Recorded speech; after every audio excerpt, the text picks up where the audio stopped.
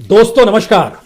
दोस्तों, दिल्ली की सड़कों में, दिल्ली की गलियों में पोस्टर चस्पा है, मोदी जी हमारे बच्चों की वैक्सीन आपने विदेश क्यों भेज दिया। जरा कल्पना कीजिए, जो हालात हैं उसमें आने वाले वक्त में दिल्ली के बच्चे ही अगर सड़क पर निकल जाएं और पोस्टर चस्पा करने लगे कि मोदी जी आपने हमारे पिताजी की वैक्सीन को विदेश क्यों भेज दिया, तब सरकार का क्या जवाब होगा। यह सवाल इसलिए महत्वपूर्ण है क्योंकि एक पोस्टर बच्चों को लेकर चस्पा किया गया कि उनकी वैक्सीन को विदेश क्यों भेज दिया गया, तो 23 एफआईआर 23 थानों में हो गई, 25 गिरफ्तारियां हो गई। जिन्हें गिरफ्तार किया गया वो पोस्टर चस्पा करने वाले थे, वह पोस्टर को ई रिक्शा में ढोने वाले थे, वह प्रिंटिंग प्रेस में छापने वाले थे, वह कॉन्ट्रैक्ट लेकर पोस्टर को दिल्ली की सड़कों पर चस्पा करने वाले थे। अधिकतर दिहाड़ी मजदूर हैं, बेरोजगार हैं, युवा हैं, बच्चे हैं, ऐसे लोग हैं जो 18 साल से बड़े हैं। 19 साल की उम्र के व्यक्ति की भी गिरफ्तारी हुई है। लेकिन जब बच्चे अगर ये पोस्टर छापना शुरू कर देंगे और बच्चे दिल्ली की सड़कों पर इसे चस्पा शुरू करने देंगे कि हमारे पिताजी की वैक्सीन को आपने विदेश क्यों भेज दिया, तब दिल्ली पुलिस का क्या जवाब होगा। दिल्ली पुलिस क्या वाकई किसी कानून के तहत गिरफ्तार कर रही है, एफआईआर दर्ज कर रही है, या फिर सिर्फ किसी को खुश करने के लिए, या फिर स्थितियों को डायवर्ट करने के लिए। ये सारे सवाल इसलिए क्योंकि जिस आईपीसी की धारा एफआईआर में दर्ज की गई है वो आईपीसी 188 है और 269 है। आईपीसी की धारा 188 कहती है सरकारी अधिकारी की ओर से जारी आदेश या नियम का उल्लंघन किया गया। किसी भी सरकारी अधिकारी या पुलिस अधिकारी ने यह कतई नहीं कहा कि दिल्ली की सड़कों पर पोस्टर चस्पा नहीं होना चाहिए, फिर भी इस धारा को लगाया गया। न ही सरकार की तरफ से कहा गया कि आप पोस्टर चस्पा नहीं करें।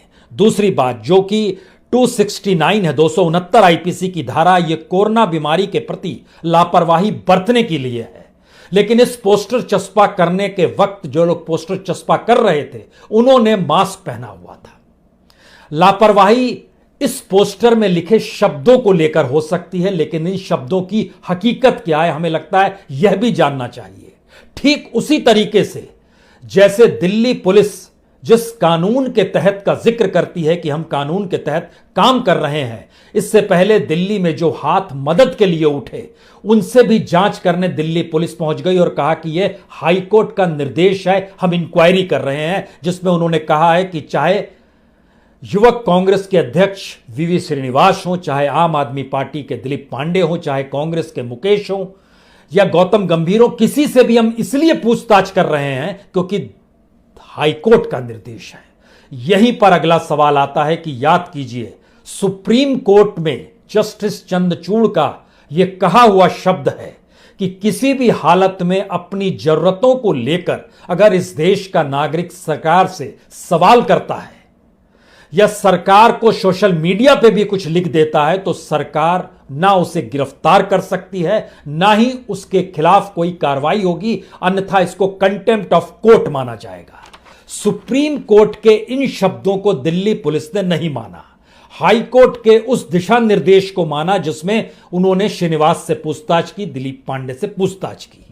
सवाल यह है कि एक ही परिस्थिति के भीतर में दो अलग अलग स्थितियां निकल कर आती हैं और उसमें बहुत साफ तौर पर दिल्ली पुलिस कानून के तहत भी काम कर रही है या नहीं कर रही, यह भी सवाल होता है। हमें लगता है कि इसको जरा सा आगे ले जाइएगा तो आपके जहन में बिहार भी आ जाएगा, पप्पू यादव भी आ जाएंगे। पप्पू यादव इस कोरोना काल के वक्त जब एम्बुलेंस के स्कैम को बताने निकले और मीडिया को बताने निकले, मास्क भी लगा हुआ था, मीडिया पर्सनल के लोग भी वहां पर थे और बता रहे थे कि किस तरीके से बीजेपी के सांसद मंत्री रूडी किस रूप में वहां पर एम्बुलेंस को बंद किया, तो उनके खिलाफ 1989 की फाइल खोल दी गई। और यह भी बड़ा महत्वपूर्ण है, हमको लगता है यह भी आपको जानना चाहिए। 1989 में पप्पू यादव के खिलाफ एक किडनैपिंग का मामला था और द हिंदू अखबार के पत्रकार हैं, उन्होंने एक रिपोर्ट फाइल की। उस रिपोर्ट के जरिए यह जानकारी बहुत साफ तौर पर मिलती है, अमरनाथ तिवारी की यह रिपोर्ट है। उन्होंने उस राजकुमार यादव के बारे में जानकारी हासिल की कि जिसका किडनैप 1989 में पप्पू यादव ने किया था, जो कि एफआईआर दर्ज है। उस राजकुमार यादव ने कहा दरअसल वो कंफ्यूजन था, हमारा कोई किडनैप नहीं हुआ था। तो आप कल्पना कीजिए कैसी कैसी परिस्थितियां इस देश के भीतर सरकार सत्ता की परिस्थिति को बचाने के लिए की जा रही है, यानी उन पर कोई आंच ना आए, उनसे कोई सवाल ना पूछे। सवाल अब इसके बाद का है कि असल में वैक्सीन की हकीकत है क्या और इस देश के भीतर की हकीकत क्या है, क्योंकि जिनकी मौत हुई है कमोवेश हर परिजन और हर घर के भीतर के परिजनों का दर्द है, उसने कुछ ना कुछ खोया है। एक लंबी फहरिस्त है जिसका जिक्र हमने इससे पहले भी किया, हम फिर आपको बता दें। जो बैंकर्स हैं देश भर के भीतर में 1200 से ज्यादा बैंकर्स की मौत हुई है। बैंकर्स आज भी गुहार लगा रहे हैं कि हमको वैक्सीन मिलनी चाहिए और वैक्सीन की कोई व्यवस्था अभी तक बैंकर्स के लिए नहीं की गई, जबकि सरकार के सारे काम बैंकर्स के जरिए ही हो रहे हैं। वैक्सीनेशन उनका क्यों नहीं हुआ? दूसरा सवाल, जो सेंट्रल सेक्रेटरीट सर्विस है उनकी तरफ से मांग की गई और कल ही मांग की गई कि वैक्सीनेशन की स्थिति हमारे साथ जोड़िए, तो प्राथमिकता हमें दीजिए, तो क्योंकि सेंट्रल सेक्रेटरीट सर्विस पूरे तरीके से सरकार का काम करती है और दिल्ली के भीतर 100 से ज्यादा सेंट्रल सेक्रेटरीट सर्विस से जुड़े हुए जो भी अधिकारी कर्मचारी थे उनकी मौत हो चली है।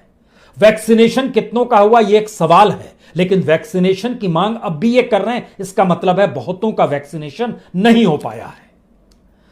इतना ही नहीं, जो स्थिति निकल कर आई उसमें डॉक्टर्स, जो इंडियन मेडिकल एसोसिएशन है, उसने जब जानकारी दी कि पहली लहर में 756 डॉक्टर की मौत हुई और दूसरी लहर में 200 से ज्यादा डॉक्टरों की मौत हो चली है, उनके साथ भी तुरंत की परिस्थिति थी कि उसमें से कई डॉक्टर्स सिर्फ अपने काम में लगाए, वॉरियर्स के नाम पर चीजें चल रही थी, लेकिन उसमें भी कुछ डॉक्टर्स वैक्सीनेट नहीं हुए थे।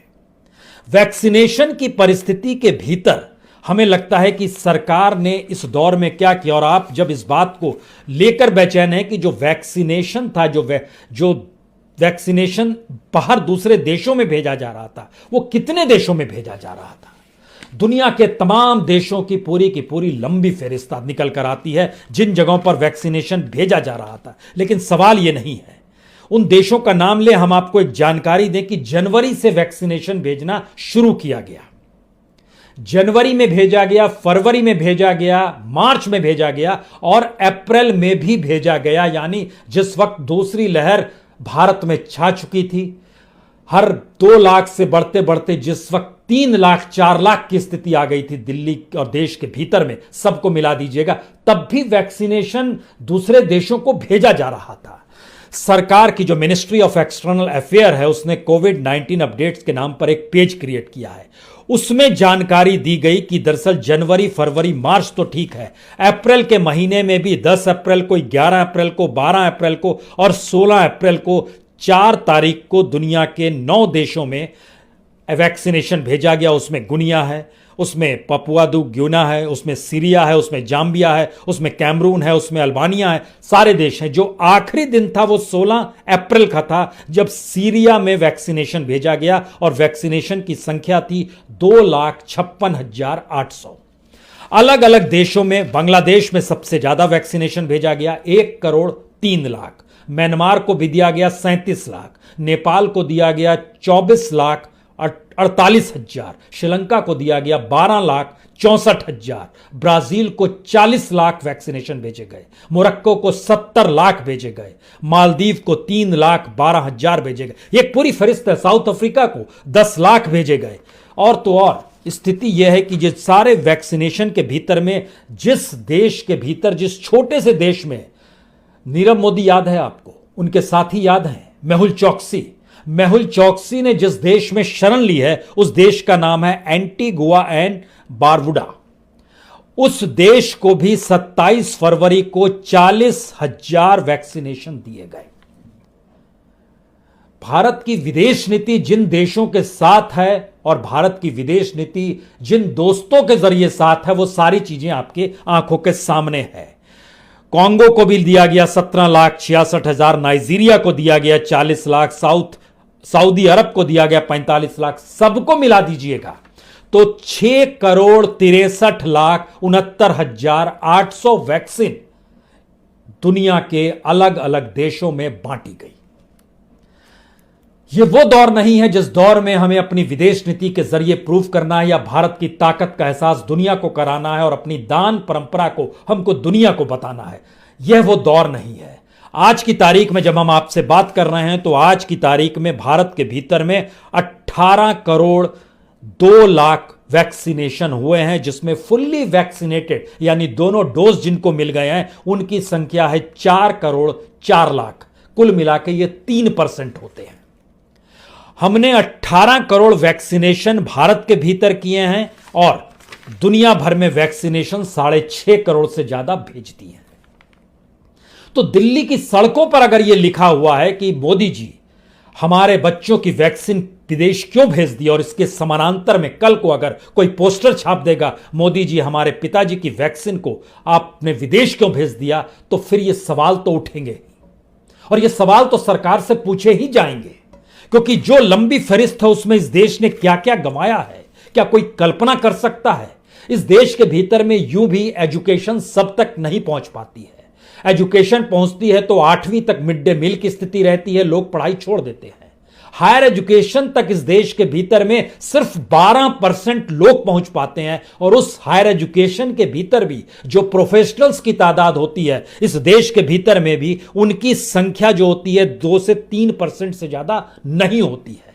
अब आप कल्पना कीजिए जिस दौर में हमारे पास वैक्सीनेशन की कमी है और दुनिया मान रही है कि वैक्सीनेशन ही एकमात्र एक ऐसी जमीन है जिसमें आपको जब आप वैक्सीनेट हो जाएंगे तो आपकी मौत के चांसेस बेहद कम हो जाएंगे, नहीं के बराबर हो जाएंगे। तो जिन मौतों का सिलसिला हम अगर आपके साथ शेयर करना शुरू करें कि इस देश ने नौकरशाहों को खोया, वो नौकर साहब प्रोफेशनल्स थे। जब हम आपसे जिक्र कर रहे थे कि किस रूप में सेंट्रल सेक्रेटरीट सर्विस, उसमें जो लेवल है यह भी समझ लीजिए, deputy director, under secretary, deputy secretary, इस लेवल के जो आईएएस लेवल के लोग हैं उनका भी निधन वैक्सीनेशन ना हो पाने की वजह से हुआ है। तो वैक्सीनेशन को लेकर सवाल तो उठेंगे। हमने न्यायपालिका से जुड़े, अदालतों से जुड़े कई लोगों को खोया है, हमने बैंकर्स को खोया है, हमने कोऑपरेटिव को खोया जिन्होंने इस देश में कोऑपरेटिव क्रिएट किया, हमने शिक्षकों को खोया, हमने प्रोफेसर्स को खोया है। दिल्ली यूनिवर्सिटी से जुड़े हुए कितने प्रोफेसर्स की मौत इस दौर में हुई और सभी युवा हैं, 36 साल, 38 साल, 40 साल। पॉलिटिकल साइंस के एचओडी, उनका भी निधन हो गया। एक लंबी फहरिस्त है। अलीगढ़ मुस्लिम यूनिवर्सिटीज के प्रोफेसर्स की एक तादाद है जिनकी मौत हो गई इस दौर में। इस दौर में जर्नलिस्टों की, संपादकों की मौत हुई है। ऐसे ऐसे जर्नलिस्टों की मौत हुई है जिस पे देश को गर्व था कि इतने शानदार तरीके से काम करते थे। इस दौर में संगीत के जो धनी थे, जिन्होंने जिंदगी भर अपने तौर पर इस देश को सांस्कृतिक और सामाजिक तौर पर अपने शब्द और संगीत के जरिए जोड़े, उनकी मौत को भी हमने इस दौर में देखा समझा है। हमारे मित्र परिजन, हमारे इर्द गिर्द, हमें नहीं लगता है कोई परिवार बचा होगा। सवाल यह नहीं है कि अपने किसी परिजन को लेकर आंसू गंवाएं या इस देश के मूर्धन्य लोगों को लेकर आंसू गंवाएं। किसको लेकर गंवाएं, किसको लेकर शोक व्यक्त करें, किसको लेकर श्रद्धांजलि देने की परिस्थितियों को पैदा करें। जैसे इस देश के भीतर में चंद लोगों को लेकर तो प्रधानमंत्री ट्वीट भी कर देते हैं कि हमें दुख है, हम आपके साथ, परिवार परिजनों को ढांढस बंधाते हैं। देश के प्रधानमंत्री हैं, देश के हर नागरिक को बराबर का अधिकार है जिंदगी जीने का, और कॉन्स्टिट्यूशन में यह लिखा हुआ है कि जीने का अधिकार देना, और उस जीने के अधिकार के साथ हेल्थ सर्विस का जिक्र है। कॉन्स्टिट्यूशन बनाने वालों के जहन में क्या यह कभी सवाल रहा होगा कि इस देश के भीतर में जब कोई महामारी आएगी, उस महामारी से बचने के लिए जो वैक्सीनेशन होगा, उस वैक्सीनेशन को भारत के नागरिकों के बदले दुनिया के दूसरे देशों में उसे दिया जाएगा? यह कौन सी परिस्थिति है? इन परिस्थितियों का क्या कोई जवाब होगा? क्योंकि 18 करोड़ लोगों को भारत में वैक्सीनेट किया गया और 6 करोड़ 63 लाख वैक्सीनेशन बाहर भेज दिए गए। और ऐसे ऐसे देशों में जब हम उसका जिक्र करते हैं तो आपको समझ नहीं आएगा कि इससे आपको क्या लेना देना था। Albania, Zambia, Papua New Guinea, Guinea, और जो हमने एंटीगुआ एंड बारबुडा का, जहां पर महल चौकसी ने पनाह लिया हुआ है, वहां भी 40,000। ये कौन सी परिस्थिति है? और इन परिस्थितियों के साए तले यह भी समझना होगा कि जब आप अपने देश के मानव संसाधन, ह्यूमन की को बचाने की प्रक्रिया में नहीं आ पाते हैं तो फिर आपका वर्तमान आपके भविष्य को खत्म कर देता है। क्योंकि लोग भविष्य सहेजना चाहते हैं। हम लोग बार बार इस बात का जिक्र करते हैं कि आने वाले वक्त में जिस युवा पीढ़ी के कंधे पर इस देश का भविष्य है, मौजूदा वक्त में उसे हम कम से कम एक बेहतरीन देश दे सके, चाहे वो शिक्षा को लेकर हो, चाहे बेसिक इंफ्रास्ट्रक्चर को लेकर हो। लेकिन वो सारी चीजें तो इस दौर में ध्वस्त हो गई, ध्वस्त कर दी गई। और उनको लेकर आने वाले वक्त में वो किस देश के भविष्य को संभालेंगे, अपने कांधों पर लेकर चलेंगे। और वो जब इस बात का जिक्र करेंगे कि मोदी जी आपने हमारे पिताजी की वैक्सीन को विदेश क्यों भेज दिया, क्या सवाल होगा। और अभी अगर हम आप ये सवाल कर रहे हैं कि हमारे बच्चों की वैक्सीन को आपने विदेश क्यों भेज दिया, तो क्या वो एफआईआर दर्ज होने की परिस्थिति में आता है? कौन सा कानून है ये, और कौन सी स्थितियां या कौन सी सामाजिक परिस्थितियों को इस देश में बना दिया गया है? ये सारे सवाल बार बार इसलिए रेंगते हैं, कोई भी देश वहां के नागरिकों से ही आगे बढ़ता है, और उन नागरिकों के भीतर जो उनकी अपनी शिक्षा की व्यवस्था होती है और जो वह सोचते समझते हैं, उसके जरिए वह देश धनी होता है। धनी का मतलब पूंजी नहीं है कि हमारे पास कितना बजट है, यह भी नहीं है कि हमारी पॉलिटिकल पार्टी के पास अथाह पैसा है, हम जिसे मन चाहे उसे खरीद लेंगे, और हमारे पास एक एयरफोर्स वन की तरह एक जहाज भी है जिस पर बैठकर देश के प्रधानमंत्री और राष्ट्रपति सफर करेंगे तो उस पर मिसाइल भी अटैक कर दीजिए, असर नहीं पड़ेगा। हमारे प्रधानमंत्री के पास गाड़ियों का काफिला है जो बुलेट प्रूफ है, एक नहीं 6 गाड़ियां हैं, और इतनी महंगी गाड़ी दुनिया के कोई राष्ट्राध्यक्ष इस्तेमाल करते हैं या नहीं करते हैं, लेकिन सिर्फ 4 देशों के राष्ट्राध्यक्ष इस्तेमाल करते हैं, जो हमारे देश में इस्तेमाल होता है। हमारे देश में सत्ता बड़ी रईस है, वो खूब दानी है, लेकिन इस देश के नागरिकों की मौत कहें, हत्या कहें, जिन शब्दों का इस्तेमाल करना है कर लीजिए, लेकिन ऐसी परिस्थिति इस देश के भीतर में अगर बनती चली जा रही है, जब हम अपने ही लोगों को नहीं बचा पा रहे हैं। वो हर क्षेत्र से जुड़े हुए लोग हैं जिनका इस देश को लेकर योगदान था और आने वाले वक्त में योगदान रहेगा, और जो योगदान आने वाले वक्त में देंगे, हम उन्हीं को नहीं बचा पाने की परिस्थिति में आ रहे हैं, क्योंकि हमारे पास इंफ्रास्ट्रक्चर बना पाने की स्थिति में हम मेंटली नहीं आ पा रहे हैं, कोई विजन काम नहीं कर पा रहा है। और हम लड़ाई लड़ रहे हैं उस वैक्सीनेशन को लेकर जो समूची दुनिया में हर देश ने अपने नागरिकों को देने के लिए होड़ सी मचाई हुई है। हर कोई देना चाह रहा है, किसी भी तरीके से हमारे नागरिकों को मिल जाए।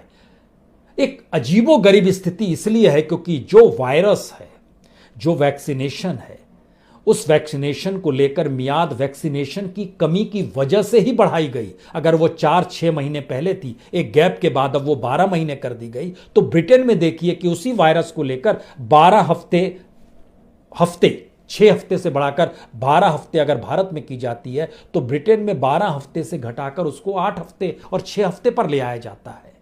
क्योंकि सबको चिंता अपने नागरिकों की होती है, सबको पता है कि नागरिक ही वो संपत्ति है, और नागरिक के भीतर में जो प्रोफेशनल्स होते हैं, पढ़े लिखे उच्च ऐसे शिक्षावान लोग होते हैं, उनके जरिए देश आगे बढ़ता है। देश पॉलिटिशियन से आगे नहीं बढ़ता है। पॉलिटिशियंस को तो सेवा करने का मौका दिया जाता है जनता के द्वारा, लेकिन यह कहां किसी को पता था कि सेवा का मौका भी देंगे और आप ये मान भी लेंगे कि सब कुछ हमारा है और 5 साल के लिए हमारा ही रहेगा। तब तक तो गंगा में बहुत पानी बह जाएगा। और अब तो यह मुहावरा भी फीका सा लगता है, क्योंकि गंगा के पानी के साथ जो शव बह रहे हैं उन्हें भी तो दुनिया देख रही है, भारत के लोग भी देख रहे हैं। इसलिए आखिरी सवाल, कल्पना कीजिए जब बच्चे हाथों में पोस्टर लेकर निकल जाएंगे, मोदी जी आपने हमारे पिताजी की वैक्सीन को विदेश क्यों भेज दिया या विदेश को क्यों दे दिया। ये ऐसा सवाल है जिस सवाल का जवाब सरकार को देना चाहिए, बताना चाहिए वो कौन सी परिस्थिति थी। लेकिन सवाल है, सरकार के डॉक्यूमेंट जब बताते हैं जिस वक्त इस देश के भीतर में 10 करोड़ लोगों को वैक्सीन लग चुकी थी, यानी हम आपसे जिक्र 16 अप्रैल का कर रहे हैं, उस दिन तक इस देश से 6.5 करोड़ से ज्यादा वैक्सीन विदेश भेजी जा सकी थी। यह कैसी परिस्थिति है?